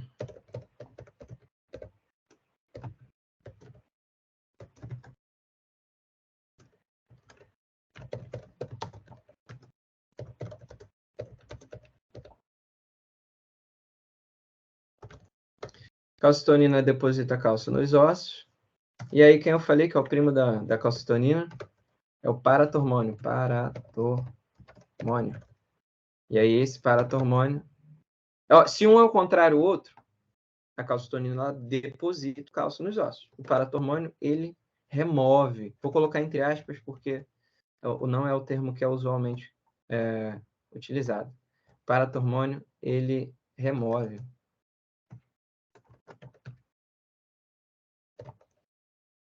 Remove esse cálcio dos ossos, tá? Pergunto eu, se uma pessoa está desenvolvendo osteoporose, vamos lá, situação problema, qual dos hormônios que é produzido em maior intensidade? O 1 ou 2 aqui do esquema que eu falei. Essa é a parte que você me responde. 2. Fernanda, não te escutei. 2. Qual dos hormônios que é produzido? 1 ou 2 aqui? Processo de osteoporose. Oi? Paratormônio. Perfeito, paratormônio. Por que, gente, o paratormônio? O paratormônio, a função dele é desmineralização, tá? Enquanto um deposita, que é a calcitonina, o outro remove. E aí, como que a osteoporose poderia acontecer? A gente sabe que é uma doença que ela está associada principalmente aos indivíduos idosos, né? Então, por que isso acontece? O idoso, além dele ter uma diminuição na ingestão de cálcio, o metabolismo dele vai diminuindo conforme vai ficando mais velho, né? Isso é natural, faz parte do nosso ciclo vital, ciclo de vida, né? E com essa redução do metabolismo, as células ósseas, elas perdem essa capacidade de fixar o cálcio lá. E aí vão se formando poros, porque o cálcio está sendo retirado do osso e levado para o sangue. E aí quem tem esse papel é o paratormônio, tá? Vou dar uma informação de ouro aqui, galera que talvez esteja no projeto Medicina, tá? E aí talvez já tenha estudado a histologia, né? A calcitonina, ela estimula as células ósseas chamadas de osteoblastos, tá? É a célula que constrói os ossos, tá? Por exemplo, sofreu uma fratura, quebrou o osso. Quando sofre uma fratura, são os osteoblastos que constroem, né, o novo pedaço de osso lá que vai crescer, tá? E aí tem as células contrárias aos osteoblastos, que são chamadas de osteoclastos. Esses osteoclastos, eles, por exemplo, que atuam na osteoporose, na redução da massa óssea, da massa inorgânica, né? Na redução de cálcio. Então, isso aí para uma prova específica, né? É uma informação de ouro, tá? E aí a gente vai fazer uma questão para treinar isso agora, beleza? Tira uma foto aí, tira um Há print, também um anota. excesso, professor, desse cálcio. Não entendi. Há também uma produção, um descontrole, uma produção em excesso desse cálcio. Hipercalcemia tem como acontecer. Isso é muito comum em paciente de cálculo renal crônico, tá? Tem como tratar com dieta e medicação. Isso acontece, por exemplo, tem pessoas que naturalmente, gente, formam cálculo renal, pedra no rim, bem dizer, 5 vezes por ano, tá? E aí, o que acontece? É justamente esse excesso de cálcio, ele acaba sendo filtrado pelos rins, porque está na circulação, e aí acaba formando o oxalato de cálcio lá nos rins, que é a chamada pedra no rim, tá bom? Por isso que a gente tem cálculo renal. E o excesso de cálcio, ele não vai atrapalhar, por exemplo, na contração muscular, porque o cálcio também participa. O problema, Fernanda, é na coagulação sanguínea. Quando tem cálcio demais, as plaquetas elas acabam se aglomerando, e aí imagina que tem um vaso sanguíneo, um capilar fininho, né? Bem pequenininho, e aí quando tem muito cálcio, as plaquetas elas vão se depositando, e aí acontece a chamada trombose, né? E aí essa trombose, pô, se tiver um capilar desse tamanhozinho aqui lá no cérebro, esse trombo ele impede o sangue de passar, aí pode causar o chamado AVC, né? Acidente vascular cerebral, que não está associado, né? Os maiores casos de AVC eles não estão associados a cálcio, mas pode estar relacionado, tá? Show? Show. Vamos lá, cadê? Essa questão aqui, essa questão maravilhosa para a gente entender o que a gente acabou de falar. Um dos fatores determinantes na perda de cálcio dos ossos é o envelhecimento. Acabei de falar sobre isso. Sobretudo em mulheres. Vou explicar por que no final. O esquema abaixo apresenta a regulação de cálcio no sangue humano, realizado pelas glândulas X e Y. A UERJ adora fazer isso, tá? Colocar X e Y para você interpretar. Responsáveis diretamente pela produção dos hormônios A e B, respectivamente. Ela lançou respectivamente. Esse processo de perda de cálcio já deu resposta, tá? Ele já deu a resposta para a gente aqui, ó. Eu quero saber quem faz a perda de cálcio, tá? Principalmente da atuação intensa do hormônio da glândula, indicados em... Gente, qual é o hormônio que estimula a perda de cálcio? Fala para mim. Paratormônio. Paratormônio, perfeito. Aonde que o paratormônio é produzido? Qual glândula? Tireoide. Não é tireoide. São as? Tiroxina. Olha lá, tem a tireoide, que fica nessa região do pescoço, e dentro da tireoide tem quem? As paratireoide, que produz o paratormônio, perfeito? E aí, vamos lá? Cadê? Não é assim? Aí, ó. E aí, qual gabarito? Já tinham falado, né? Eu não escutei direito. Sim. Oi? Sim. Gabarito letra D. D, perfeito. A Duda falou também, Fernanda também. Acho que o João que tinha falado, né? Gabarito é letra D. O hormônio é produzido nas paratireoides e é o paratormônio, né? Ele pergunta X aqui, ó. E olha como é que esse... Cara, a UERJ é maravilhosa. Por isso que eu gosto tanto da UERJ. O Enem também faz isso, tá? Só que ele é mais maldoso. Ó, se o nível de cálcio fica alto demais, a glândula X... Quem é a glândula X? Ó, ele vai produzir o hormônio A e o nível de cálcio no sangue vai cair. Por quê? Ó, quando tem cálcio demais, a gente vai jogar esse cálcio fora? Não. A gente vai depositar esse cálcio. Aonde? Nos ossos. Por isso que sistema locomotor, os ossos e dentes, são responsáveis pelo armazenamento de cálcio e fósforo. Eles são depósitos desses minerais, tá? E aí, ó, nível da homeostase no cálcio do sangue está de boa, beleza? Quando cai, ó, abaixou, tá? Se o nível de cálcio fica baixo, aí a glândula Y, que é a paratireoide, produz o paratormônio, que é o hormônio B. E aí o nível de cálcio aumenta. Aí é que está o problema. Ó, no envelhecimento, isso acontece numa frequência muito grande. Por isso que dá osteoporose, tá? Antes que você me pergunte, Alex, por que a questão falou que é sobretudo em mulheres? A mulher produz um hormônio chamado de estrogênio, mais especificamente, acho que o estradiol, tá? O estrogênio, ele vai aumentar a atividade, sabe de quem? Aqui, ó. Ele vai aumentar a atividade dos osteoclastos. E se ele ativa os osteoclastos, esse osteoclasto ele vai começar a remover cálcio dos ossos, tá? E aí, esse é um ponto negativo aqui acerca do estrogênio. O estrogênio, ele acaba estimulando os osteoclastos a removerem cálcio dos ossos. E aí, é por isso que é mais frequente a osteoporose em mulheres do que em homens, tá? Isso é uma variação fisiológica. Por quê? Porque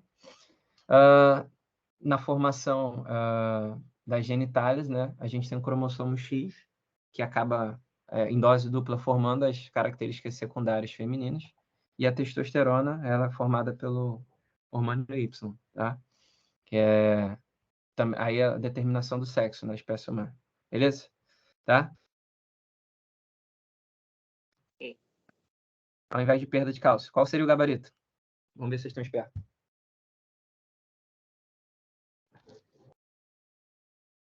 Se fosse o contrário, é isso? É, isso aí. Se ele colocasse o aumento de cálcio. Calcitonina. Perfeito. Gabarito letra A. Seria a letra A. Show de bola. Tranquilo? Beleza? Então, ó, vamos para cá. Questão 4 agora. Tem a ver com o que eu falei. Indivíduo... Ih, do ano passado, ó. Do ano passado, do Enem. Cara, todo ano cai uma questão sobre esse tema. Tu vai ver. Tá, pode pegar as últimas 5 provas do Enem da UESC, que tu vai ver alguma questão falando sobre esse tema que eu vou discutir agora. Ó, os distúrbios por deficiência de iodo são fenômenos naturais e permanentes, amplamente distribuídos em várias regiões do mundo. Populações que vivem em áreas deficientes de iodo, já falou quem é o iodo, ó, tem risco de apresentar distúrbios causados por essa deficiência, cujos impactos sobre os níveis de desenvolvimento humano, social e econômico são muito graves. No Brasil, vigora uma lei que obriga os produtores de sal, olha que legal isso aqui, a incluir em seu produto certa quantidade de iodeto de potássio, tá? Essa inclusão visa prevenir o problema em qual glândula humana? Fala para mim. Enquanto eu bebo minha água. Tireoide. Oi? Tireoide. Perfeito, Duda também tinha falado. Gabarito e letra B. Isso, tireoide. Glândula tireoide. Por quê? A tireoide, eu já tinha falado, né? Vamos voltar lá no esqueminha rapidão. É a glândula responsável pela produção dos hormônios T3 e T4. E eu dei a cola aqui, ó. O iodo, ele regula, né, a produção desses dois hormônios. Quem gosta de bioquímica, esses aminoácidos aqui, ó, na verdade tem um aminoácido chamado de tirosina, né? A tirosina que vai ajudar na formação do T3 e o T4, junto com o iodo, vai formar triiodotironina e a tetraiodotironina, tá?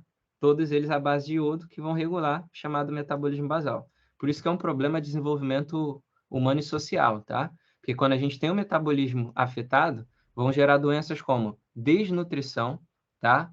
e o hipertireoidismo e o hipotireoidismo, que atingem uma parcela muito grande da população, tá? E aí são doenças de cunho social. Por quê? Porque envolve alimento.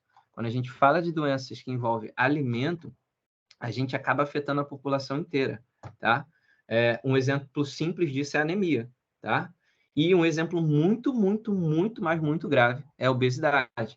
A obesidade, ela é a terceira doença que mais mata no mundo. Ela só perde para diabetes e a hipertensão, que são doenças relacionadas aos alimentos e aos hábitos de vida, tá? Então, por isso que o Enem acaba gerando essas problematizações, porque sempre vai falar de iodo, tá? Relacionado à tireoide, ou a glicose associado ao pâncreas, tá? E aí aqui eu acabei dando ênfase na tireoide e na paratireoide, tá? Porque é uma frequência muito grande que são perguntadas essas questões. Fernando, você quer perguntar alguma coisa? Não.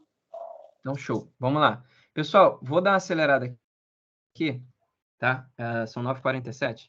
Eu quero ir lá embaixo para a gente falar sobre... Vou aproveitar o gatilho aqui que a gente falou sobre hormônios, e aí eu quero falar sobre os sistemas reprodutores, porque a gente não viu isso em aula, tá? Nos sistemas genitais, hoje em dia eu não uso o termo mais sistemas reprodutores, tá?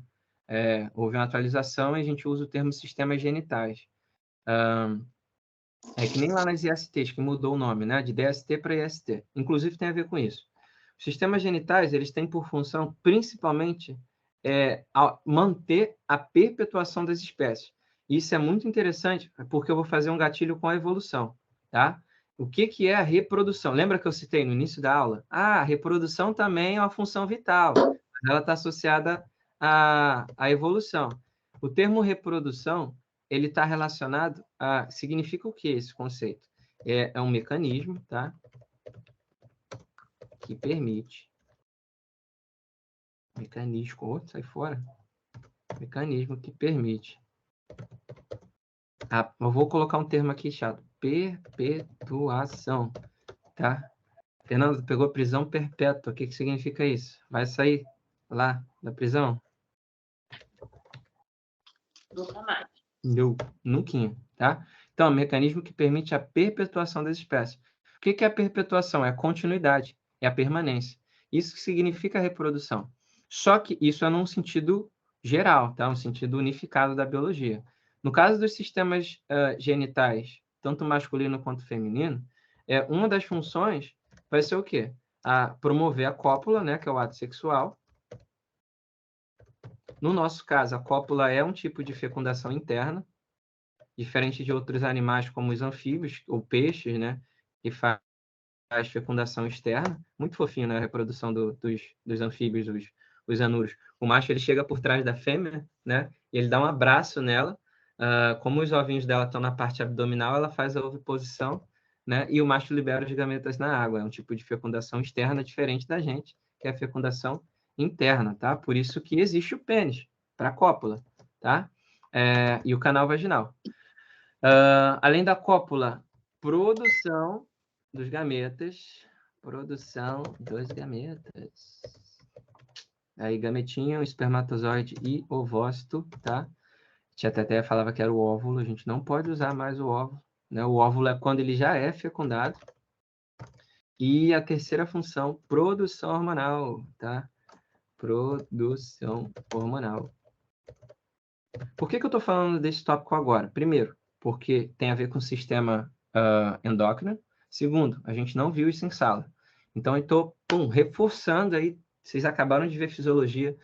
Teve turma que encerrou fisiologia na semana passada e a gente está aí, ó, complementando o que a gente já falou em aula, né? Ou que vocês já tiveram em aula, beleza? Cópula, produção de gametas, que é a espermatogênese e gametogênese, produção hormonal, que é a produção da testosterona no homem, estrogênio e progesterona na mulher, sistemas genitais. Fechou aí as funções.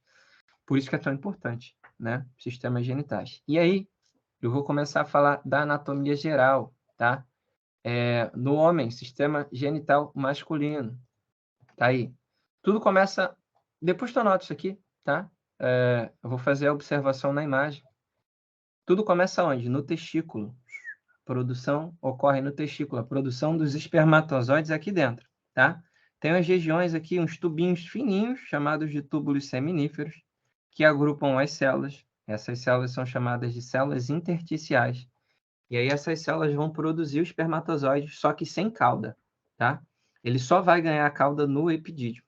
Então, vou colocar aqui o 1. Por quê? O escroto que vai armazenar o testículo. O testículo ele fica projetado para fora do corpo no homem e na maioria dos machos dos mamíferos, por exemplo. Por quê? Essas células que estão aqui, os espermatozoides, eles são extremamente sensíveis à alta temperatura do corpo, tá? Essa temperatura de 36,5, 36,7 graus que a gente tem, essa região aqui, isso é chamado de pelve, né? Tudo isso aqui é pelve, o arcabouço pélvico, tá? Tem muitos órgãos, então a temperatura é maior, a troca de calor aqui é alta. Essas células são sensíveis, tá? Tem proteínas nelas, tem carboidratos nessas células que são sensíveis a essa alta temperatura. Lembra lá da bioquímica, vocês estudaram isso no início do ano. Quando a gente aumenta a temperatura demais no corpo, as proteínas sofrem o que é chamado de desnaturação proteica. Isso não é interessante porque a reprodução, gente. Pô, a reprodução do cara está baseada nisso. Então, o testículo foi para fora do corpo. E o escroto, ele regula justamente a temperatura, tá? Tanto é que quando os meninos sabem disso, né? Quando tá frio, né? Ele fica encolhidinho, tá? O escroto retrai e fica próximo ao corpo. Para quê? Para aumentar o calor, né? Manter constante. Agora, calor, cara, dia quente, ele se afasta, tá? E aí é um tecido que faz o que é chamado de termorregulação testicular, tá? Ele é maleável, ele retrai e dilata. Para quê? Para ajustar a temperatura, tá? Então, o espermatozoide é produzido aqui no testículo, tá? E a testosterona é produzida aqui dentro, tá? Por isso que o testículo é uma glândula mista. Lembra que eu falei? Lá em cima no sistema endócrino, o testículo é uma glândula mista, tá? Depois ele vai ser armazenado temporariamente no epidídimo, aqui, ó, o capuz do testículo, tá? E aí, aqui ele vai ganhar cauda, tá? Então, o epidídimo tem função de maturação dos espermatozoides e armazenamento temporário. Já ouviu a expressão de saco cheio? É daqui, tá? Saiu daqui. Por quê? O epidídimo, quando tem um estímulo sexual, ele se enche, ele fica com a bolsa cheia, tá? E ele se enche de espermatozoides para quê? Para justamente promover a ejeção desses espermatozoides. Mas calma, a gente vai chegar na parte da ejeção ainda. Além disso, aí vai sair do epidídimo, vai para o órgão 3 aqui, ó, canal deferente. Canal deferente, tá? Do canal deferente, ele vai conduzir, ó, do testículo para onde? Vai chegar aqui, ó, no órgão 4. Vai desembocar na vesícula seminal, que vai produzir um líquido, que é chamado de líquido seminal, que vai ajudar junto com o líquido prostático, né, que é a próstata. Daqui a pouco está chegando a campanha, né? Novembro Azul. Por quê? Prevenção contra o câncer de próstata, tá? Vai chegar aqui na próstata. E esses espermatozoides que vão ser produzidos aqui, ele vai ganhar um banho. Vai ganhar um banho de líquido seminal, vai ganhar um banho de líquido prostático e o sêmen é formado aqui. Agora sim tem o sêmen, que é o quê? São os líquidos viscosos juntos com a produção do líquido prostático e o líquido seminal. Gente, esse negócio de comer abacaxi e falar que o sêmen fica doce, cara, infelizmente é verdade. Por quê? Só que não é só abacaxi, pelo amor de Jesus. Os vegetais, eles têm um açúcar que é chamado de frutose, né? É diferente da gente que produz glicose no sangue. A frutose, ela é basicamente uma glicose modificada. E os vegetais, né? O abacaxi tem a balde, né? Por isso que isso é no senso comum, tá? Fala muito sobre isso, né? Sobre a presença de açúcares no sêmen. E realmente é um fato. A próstata, ela tem essa função de o quê? De armazenar esses açúcares para fornecer ao espermatozoide o quê? Glicose, né? Pega a glicose, no metabolismo transforma ela em glicose, e o espermatozoide, como ele tem a cauda, aí fica assim, a região de cauda, que é o flagelo, tem o pescoço do espermatozoide e tem a cabeça do espermatozoide. Aí aqui ficam as mitocôndrias. Mitocôndria faz respiração celular, lembra aí da última aula, e a respiração celular, para acontecer, a respiração aeróbica precisa de glicose. Então, isso dá energia para o espermatozoide aumentar o deslocamento, tá? Graças ao líquido prostático. Antes que você me pergunte, Alex, o cara fez vasectomia, vai aqui, ó, cortou o canal deferente. Esse cara vai continuar ejaculando? Vai, tá? Ele vai continuar ejaculando, sim. Só que, como não tem comunicação do testículo com a próstata, esse cara ele não vai ejetar espermatozoide, tá? E aí, esses espermatozoides aqui não vão chegar. Vai ter ejaculação normal, só que não vai ter espermatozoide. Por isso que o homem vasectomizado, em teoria, ele não engravida, tá?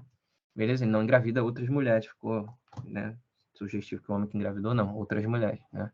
Beleza? Aí, saiu da próstata, vai para a uretra, o órgão de número 6 aqui.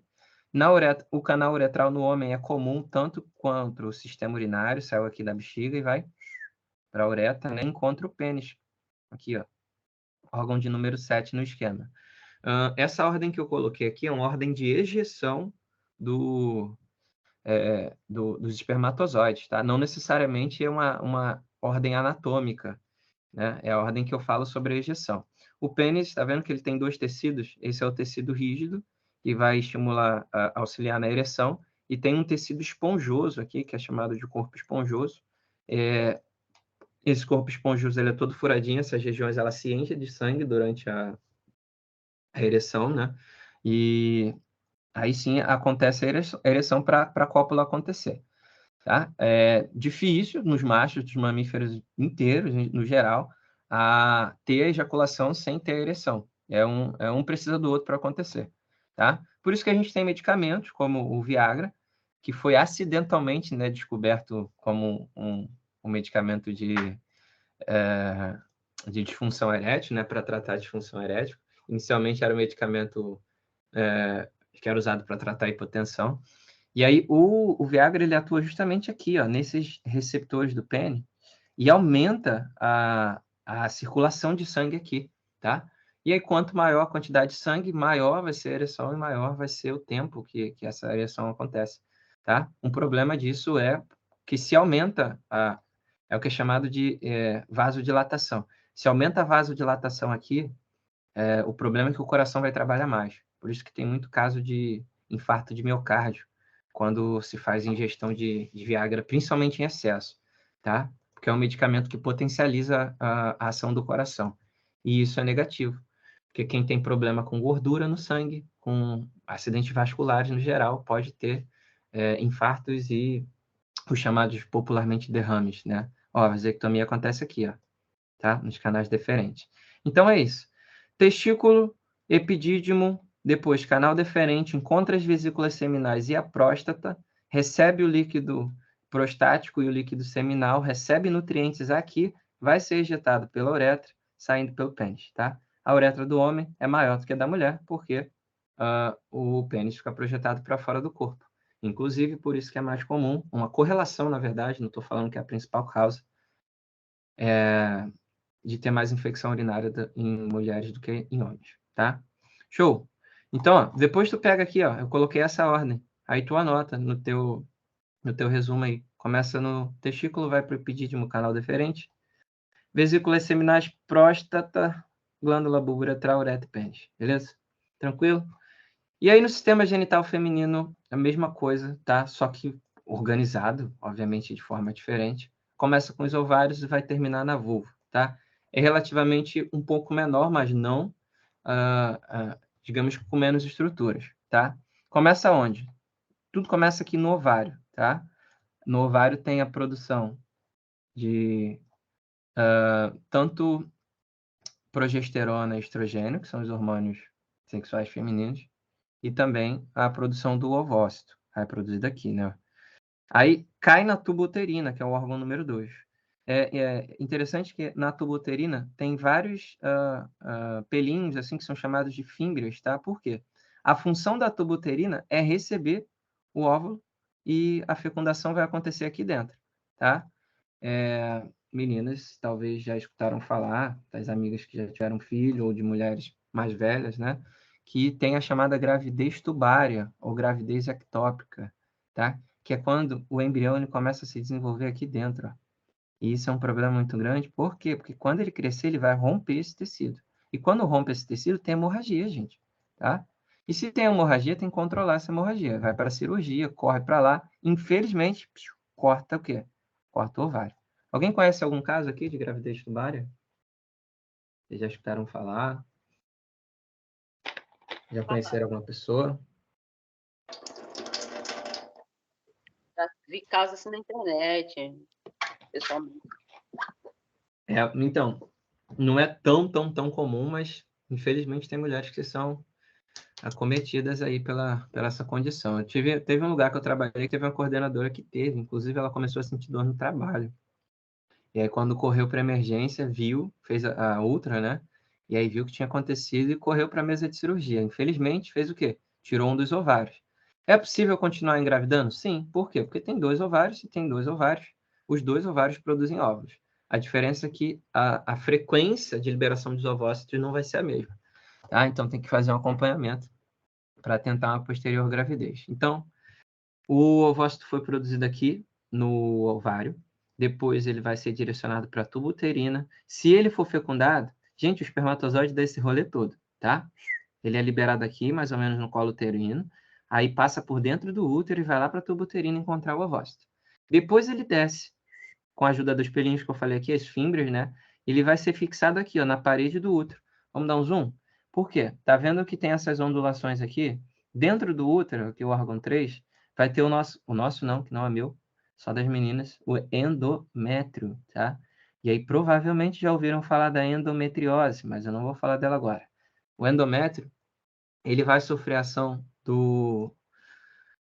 da progesterona, né, que é o hormônio sexual feminino, e ele vai descamar, tá? No finalzinho do ciclo menstrual, tá? Se tomar anticoncepcional, no final do 21º dia, a progesterona, né, ela vai começar a atuar aqui e vai fazer o descamamento. Como essa região ela tem muitos vasos sanguíneos internamente, vocês vão sentir os sintomas da TPM, né, por conta da mudança hormonal, e dor.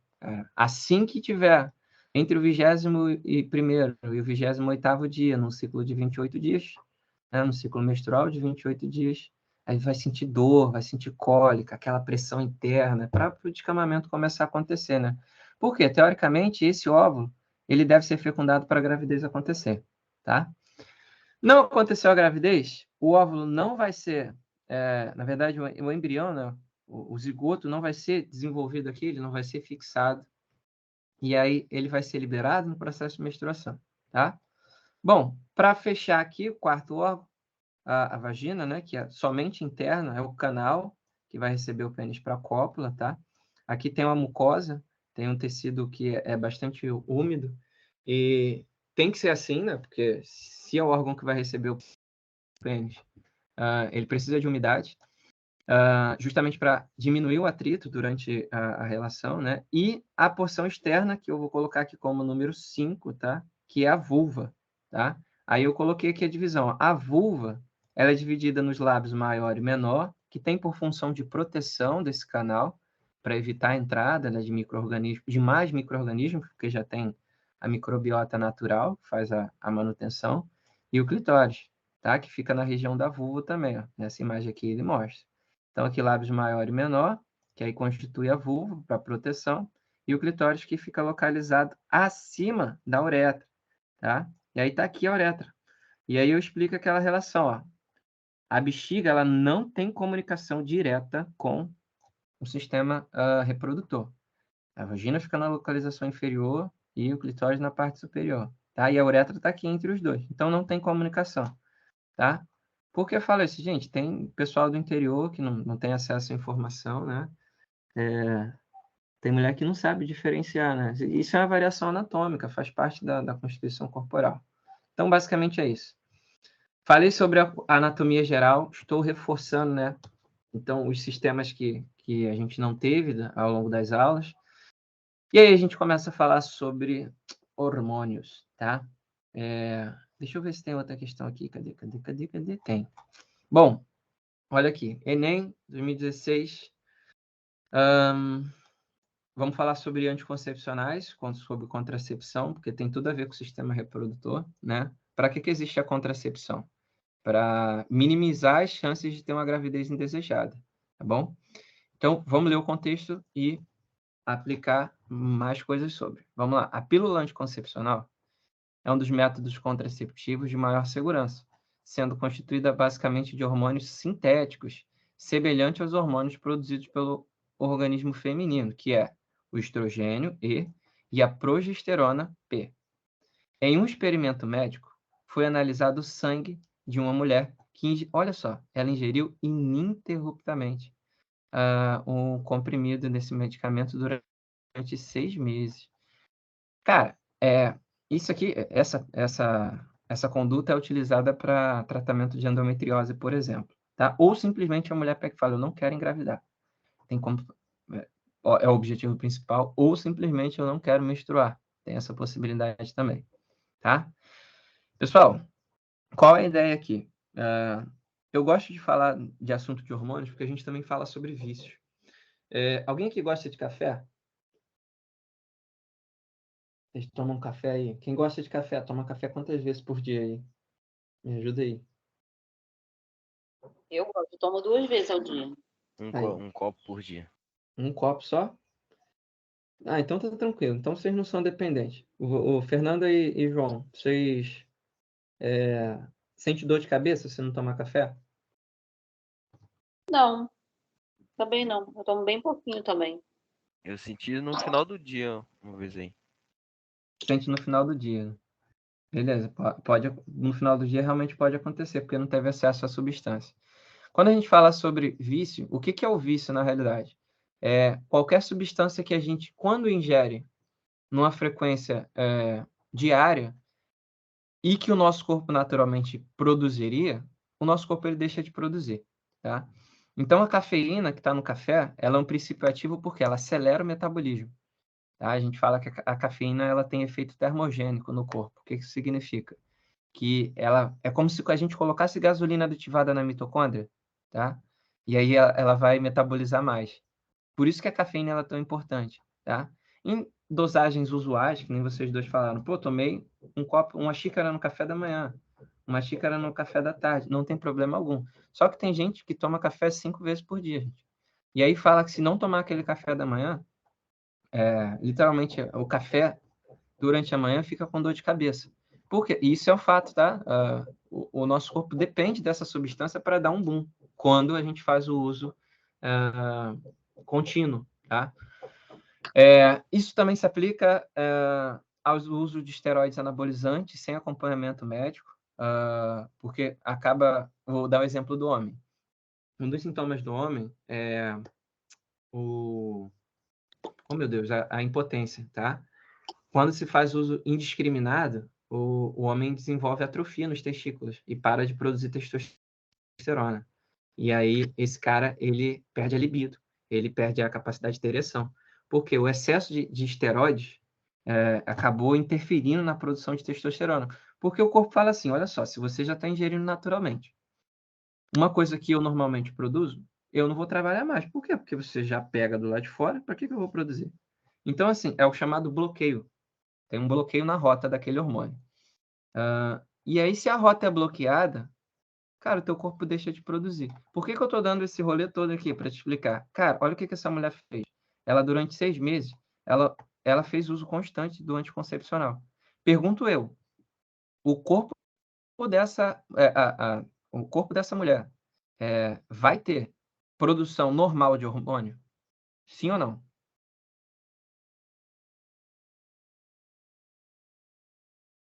E aí, fala para mim. Não, ele vai diminuir. Exatamente, ele vai diminuir, tá? Esse é um dos motivos de mulheres que fazem uso constante de anticoncepcionais terem dificuldade para engravidar depois, tá? Por quê? Porque o corpo ele perdeu aquela ação natural de produzir os hormônios sexuais. Eu mesmo Agora, tomei oi, Fernanda, repete, por favor. Eu fiquei 2 anos para engravidar. Eu tomei tomei desde os 15 anos por conta de cólicas. E aí, quando eu quis engravidar, eu demorei 2 anos. Aí, perfeito. A gente está vendo um exemplo prático do que eu acabei de explicar para vocês, né? Fernanda teve que fazer tratamento, reverter essa situação durante 2 anos. E aí é um acompanhamento ginecológico, o médico vai pedir exames de rotina, né? Vai avaliar quanto a dosagem. Ele pode aumentar a dosagem, E eu pode não, fazer eu não medicamento. tinha, eu não tinha nada, na verdade. O que acontece? Por conta do anticoncepcional, o anticoncepcional ele aumenta a prolactina. Isso, perfeito. E aí minha prolactina estava bastante aumentada. E aí depois que eu parei de tomar anticoncepcional, ainda demorou esse tempo todo, mas eu não tinha problema nenhum, só mesmo a prolactina que estava aumentada e até regular, né, até o organismo Estabilizar, né, a produção. estabilizar, demorou bastante. Fiz É, exames, tem- não tinha problema, meu esposo também não tinha problema nenhum. Exatamente. Porque aí acaba interferindo na fertilização, né? Na regulação do ciclo ovariano, porque são 2 ciclos que tem na mulher. Tem o ciclo ovariano, que é a produção do ovócito até o final, e tem o ciclo menstrual, que eles acontecem paralelamente. Então, se um desses dois estiverem com um problema, a gravidez ela não ocorre, tá?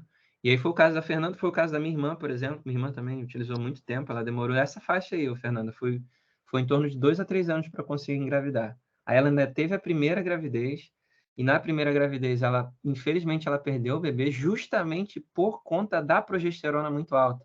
Lembra? Qual a função da progesterona que eu falei?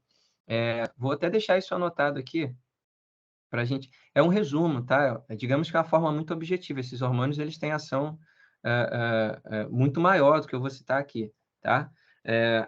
E o estrogênio ele está associado ao processo de ovulação.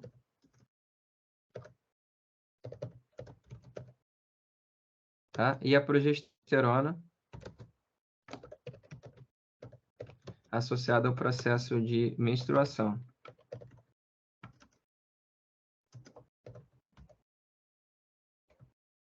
Tá? De forma muito objetiva, eu estou falando a função desses 2 hormônios. Então, por exemplo, se uma mulher ela quer engravidar, ela está com os níveis de progesterona muito alto, cara, de forma alguma a gravidez ela vai acontecer de forma natural. Por quê? Se a progesterona ela promove a menstruação, o endométrio ele vai estar sempre descamando, descontroladamente. E aí qualquer forma de tentar fixar um embrião lá no útero é problemática. Então a mulher engravida, mas perde, engravida, mas perde. Por quê? Por conta de um hormônio estar desregulado. E aí tem que fazer acompanhamento, gente. Tem que fazer tratamento, inclusive com médico, e, eventualmente, com endócrino, tá? Mas, enfim, qual desses gráficos aqui são as letras, tá? Eu não coloquei as letrinhas aqui, não. Qual desses gráficos representa essa mulher? E aí ele pergunta a concentração sanguínea e perceba que ele fala. Eu fiz uma pergunta diferente, né? Porque eu queria testar se vocês entenderam. Ó, durante o experimento.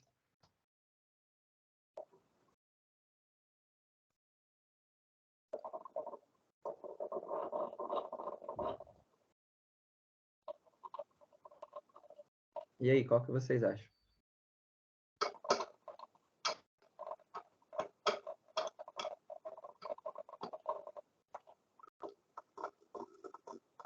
O que vocês marcariam aí? Concentração dos hormônios sexuais. Vou colocar aqui. Eu não coloquei as alternativas, perdão. A, B, C, D ou E? E, o que vocês marcariam?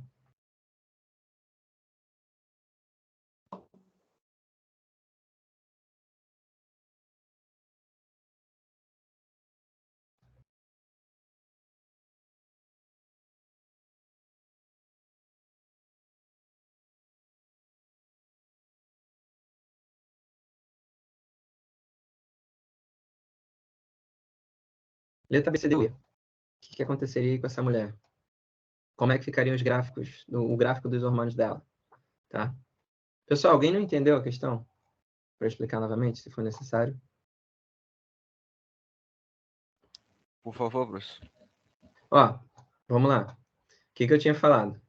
Que o próprio enunciado falou que a pílula anticoncepcional ela é um hormônio sintético. Então, é uma substância que naturalmente a gente não produz. Tem esses 2 hormônios, tá? O estrogênio e a progesterona na pílula, que são os hormônios que naturalmente a mulher produz. E aí, lembra que eu dei o exemplo do vício. Por que você tem vício em alguma coisa? Porque o seu corpo para de produzir as substâncias naturais e ele passa a ter o acesso artificial, né? Você fornece para ele todo dia. E aí ele fala que essa mulher, ela ingeriu sem parar durante 6 meses o anticoncepcional. Então, qual dos hormônios, né? Qual desses gráficos aqui representa esses hormônios que ela ingeriu, né? Sem parar durante 6 meses? Qual desses gráficos melhor representa isso?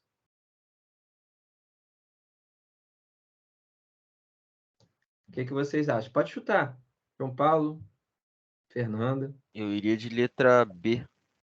B. B. Fernanda foi qual? D. B. Isso aí. Tá? João Paulo, tu chegou perto. Só que a gente não pode marcar a letra B, por quê? Porque tem um aumento, né? E depois uma diminuição do estrogênio. Como ela está ingerindo sem parar esse medicamento, né? Ela vai ingerir isso de forma o quê? Constante, e os hormônios eles tendem a aumentar, tá? Eles tendem a ficar constante o aumento deles no organismo, tá? Por quê? Porque justamente essa mulher ela está ingerindo esses hormônios de forma artificial, tá? Beleza? Tranquilo? E aí a gente observa, né, que com os hormônios hipofisários, isso vai ser ao contrário, tá? Tem outra questão aqui que a gente consegue ilustrar um pouco disso, ó, na UERJ 2011. Durante o ciclo menstrual, as concentrações sanguíneas de hormônios hipofisários e ovarianos sofrem notáveis variações. Os gráficos abaixo ilustram essas variações ocorridas durante um ciclo de 28 dias, que é o ciclo menstrual. O gráfico que representa o hormônio progesterona em um ciclo menstrual de 28 dias, cadê? Um ciclo menstrual normal está indicado pela seguinte letra. O que vocês acham? Só que o que a gente tem que pensar aqui no ciclo menstrual? Quantos dias tem o ciclo menstrual? Tem 28 dias. Então, ele vai de 0 até 28, tá? Aí, o que acontece? No 14º dia, é o dia da ovulação, nesse ciclo de 28 dias, tá bom? É aqui que acontece a ovulação, beleza? Então, ó, na metade do ciclo. Aí, olha a informação que eu já tinha te dado. O gatilho aqui, ó. Cadê essa questão? Eu falei que... Ó, vamos lá. O estrogênio ele tem função de ovulação, a progesterona de menstruação. Se a menstruação ela acontece no final do ciclo de 28 dias, e aí lembra aí, meninas tomam o anticoncepcional, aí até mais ou menos o 21º dia o remédio acaba, né? E aí entre o 21º dia e o 28º acontece o processo de menstruação, que são mais ou menos 7 dias, tá? Então, qual desses dois hormônios aí, qual desses gráficos eles representariam a ação? Qual hormônio que ele perguntou? Da progesterona. Esse eu vou deixar tu responder. Vou te dar uns minutinhos aí.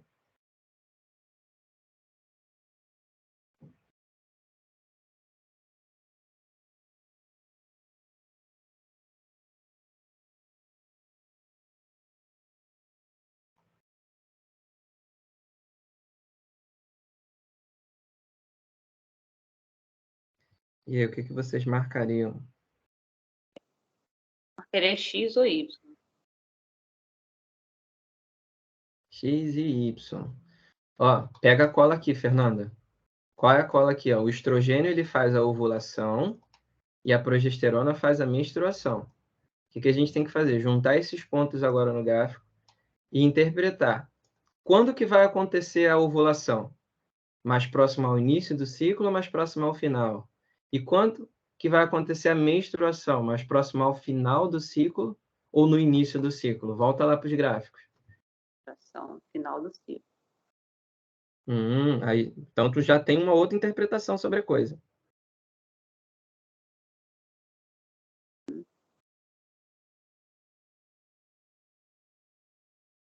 Acho que eu iria de W, professor.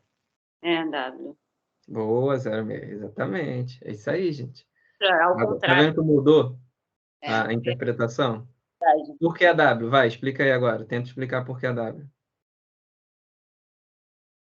Porque no final do ciclo que há a menstruação, no final, no no final do 28 dias, né? Que acontece o hormônio progesterona aí. Nessa área aí onde está ovulação mais embaixo e progesterona ovulação mais embaixo e progesterona mais em cima, né? Que é o pico, até 28 dias, depois de 28 dias. Perfeito, perfeito. Ó, é exatamente essa linha de raciocínio que eu queria que vocês tivessem. Por isso que eu dei a cola aqui em cima. Falei que o estrogênio ele faz ovulação e a progesterona a menstruação, tá? Quando vocês... gente, não esperem questões do Enem e da UERJ perguntando sobre o que é isso aqui, tá? O que é o ovário, o que é a tubuterina, ou então, assim, qual a função dessa estrutura, tá? Eles não vão fazer esse tipo de associação. Eles querem que realmente vocês pensem o máximo possível, tá? E eles vão forçar vocês a estudar com... Tá? O Enem e o UERJ faz muito isso, muito, muito mesmo. Colocar os gráficos para quê? Para vocês associarem justamente as funções dos hormônios, ou então de uma situação experimental. Perceba que eles sempre colocam no enunciado uma situação dessa, uma situação experimental, que é para avaliar se vocês entenderam o experimento. Olha só, vou ter que discordar. Analisando essa questão aqui, eu lembrei de uma coisa, e não, o gabarito não é AD, na 13, tá? Alguém chutaria diferente? Alguém não chutaria a letra D? Tirando a explicação que eu dei. Porque, assim, tem uma questão que acontece aqui, que eu mesmo caí na própria pegadinha, que como ela faz uso durante 6 meses, e eu acabei dando a explicação certa para você, mas cheguei na conclusão errada. Se ela usou durante 6 meses, o corpo dela produz naturalmente? João Paulo tinha me respondido. Sim ou não? Se ela está usando durante 6 meses, o corpo dela produz naturalmente? Não. E aí pensa comigo, quando a mulher toma o anticoncepcional durante todos os dias, será que vai aumentar mesmo essa concentração de anticoncepcionais? Aí é que tá. Mas é igual, né? É isso aí, tá? A gente não pode levar em consideração isso. E aí, ela, na verdade, ela vai se permanecer o quê? Constante. Aí o João Paulo já falou, pô, poderia ser a B, mas ó, na B teve aumento, teve oscilação. Na D, se a gente considerar realmente a D, que foi o que eu fiz, mas estou voltando atrás, depois de ler a questão 14, e lembrar também, a gente não pode marcar D. Qual seria o gabarito? Fernanda matou a charada. Gabarito A. Perfeito, isso aí, gabarito letra A, tá? A gente tem que marcar a letra A. Concentração sanguínea constante. Porque se ela está fazendo durante o uso constante, essa produção ela vai ser constante também, tá? Na verdade, esse consumo vai ser constante e a dosagem no sangue ela vai ser constante, tá? Quer ver um exemplo disso? A gente pode pegar e falar sobre o alimento. Se a gente comer a mesma quantidade de pão e café com açúcar no café da manhã, a tendência é que a nossa glicose permaneça os mesmos valores naquele horário. Por quê? Porque a quantidade de açúcar que você está ingerindo é praticamente a mesma no mesmo dia. Entendeu? Por isso que a gente fala, não pode fazer exame de sangue se não tiver em jejum. Por quê? Porque a glicose, se você tiver ingerido alimento, a glicose vai estar alta. Então, o resultado do teu exame ele vai ser afetado. Entendeu? Mesma coisa aqui, tá? Então, a gente fez essas considerações aqui, tá bom? Acerca dos sistemas reprodutores. Pessoal, já são praticamente 10h30 aqui no horário que a gente está tendo a aula. Passou um pouquinho do nosso horário. Eu vou recapitular sobre as coisas que eu falei aqui durante a aula. A gente falou sobre o sistema nervoso, viu a constituição do sistema nervoso central, do sistema nervoso periférico, viu as funções dos órgãos, tanto do sistema nervoso central quanto do periférico, né? A gente falou também sobre as funções do sistema nervoso autônomo, né? A divisão simpática e parasimpática. Também falamos no sistema nervoso a composição do neurônio, que é fundamental a gente conhecer o neurônio para entender como que é organizado a histologia básica, né, do sistema nervoso. Então, demos aí o conteúdo de sistema nervoso. Falei também sobre o sistema endócrino, né, que é um coadjuvante aí do sistema nervoso. Vimos as principais glândulas, Falamos sobre a tireoide, o papel do T3 e o T4, o papel da calcitonina e do paratormônio, né, produzido pelas paratireoides também. Citamos as adrenais, né, descrevemos a função da adrenalina produzida nas adrenais ou suprarrenais. E agora, nos sistemas reprodutores, sistemas genitais, na verdade, a gente falou sobre a composição anatômica, tanto do masculino quanto do feminino. E também estudamos nessa aula a regulação de ciclo menstrual, que é o tema que cai bastante, tanto no Enem quanto na UERJ. Aí já sabemos aí. Então, como a aula vai ficar gravada, vocês têm o acesso, aí vai ter o acesso ao vídeo, a direção vai disponibilizar para vocês, tá bom? E a gente encerra por aqui mais uma aula, né, do projeto, a segunda aula do projeto. E a gente vai continuar na semana que vem. Eu não lembro de cabeça qual o tema, mas eu vou divulgar no grupo para vocês. E aí a gente vai seguir. Enquanto tiver aí os sábados, a gente vai seguir até o Enem, tá? E eu tenho uma novidade que eu vou contar só em sala durante a semana para vocês. Só que é surpresa, eu não posso contar ainda, tá? Espera aí que eu vou finalizar a gravação aqui.